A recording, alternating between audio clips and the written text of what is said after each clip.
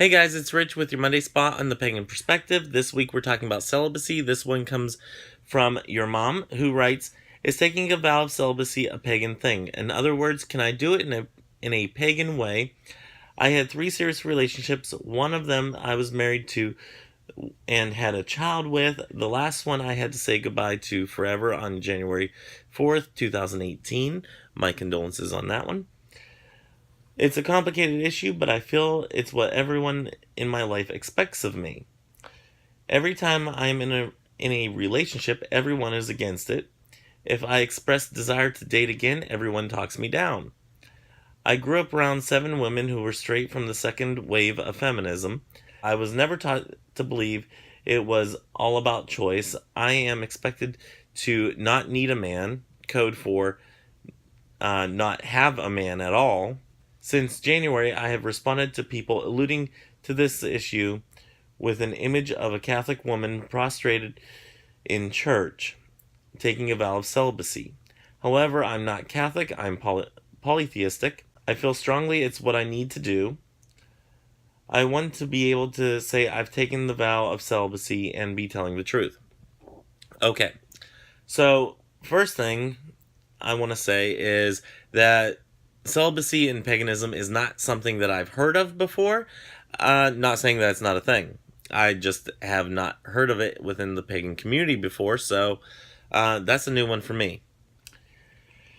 You can definitely do it in a pagan way. I look at the reasoning for celibacy within the Catholic Church is that you are married to Christ. And so if you are married to your faith, or you have an ideal that you are married to, which is the reason that you are being celibate, not because of it's something that is expected of you, then I would say if you have a strong enough feeling towards it, I would say go ahead for it. However, I will say this.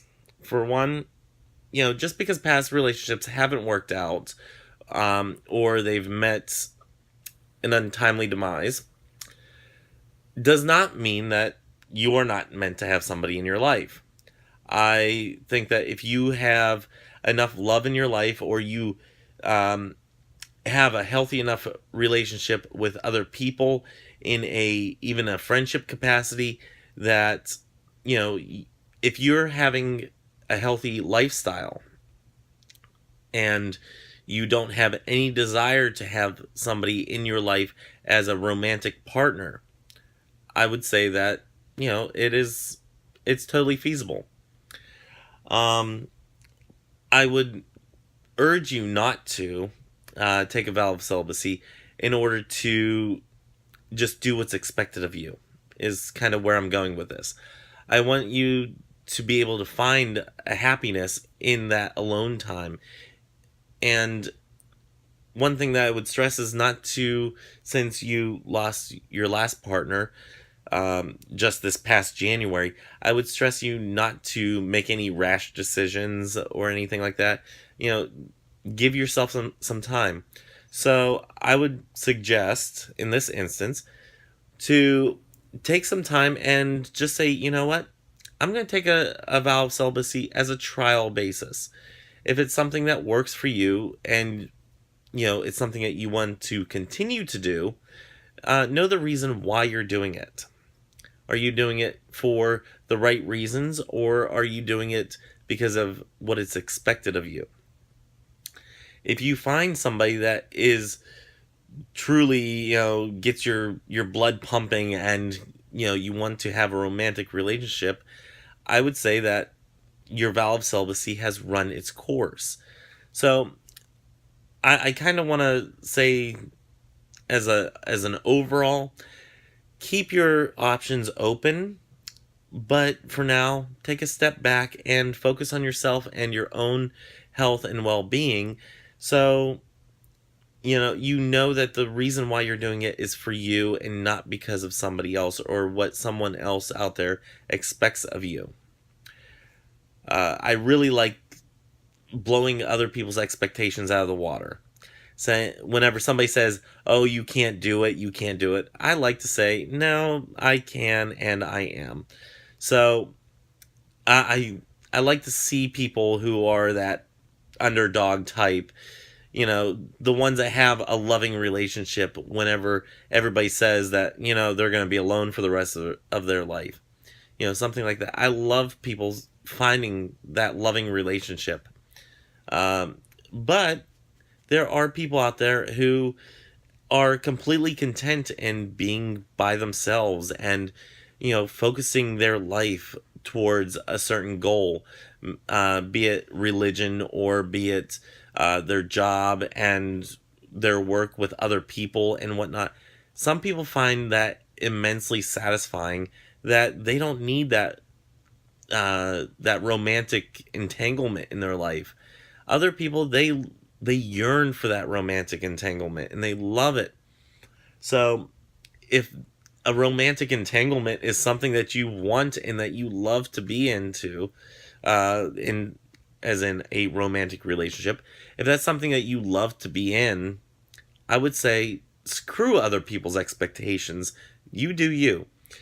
But if being celibate is something that you really yearn for, and it is for the right reasons, go for it.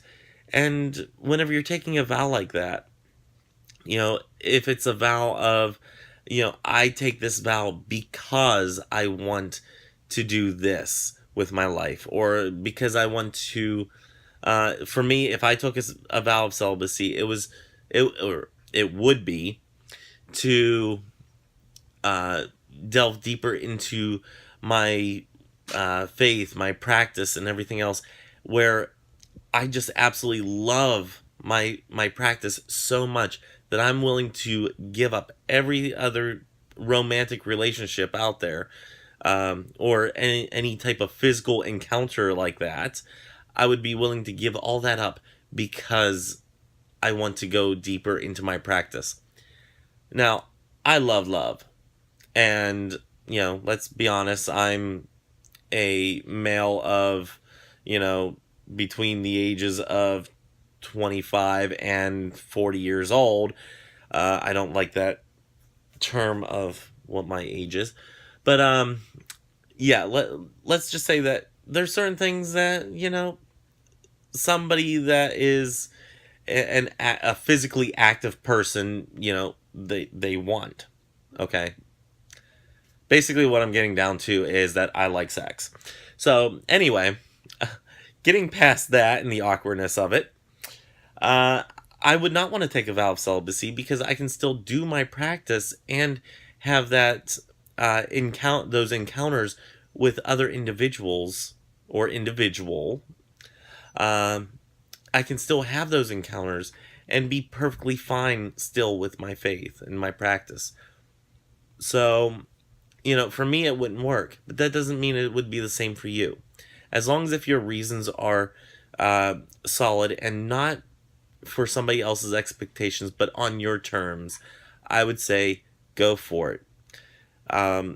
Do let us know what you end up doing, and if it's something that you continue to do, or if you do it on a trial basis and say, it worked for a while and it was great while it lasted, but I think it's run its course. Keep us updated, because I do like to hear how other people out there are performing their practice. So, especially on a topic like this that's not commonly talked about. So, anyway, I think that's all that I have for this week. And I will see you guys next week. Until next time, may you have love, hugs, and ladybugs. Bye-bye.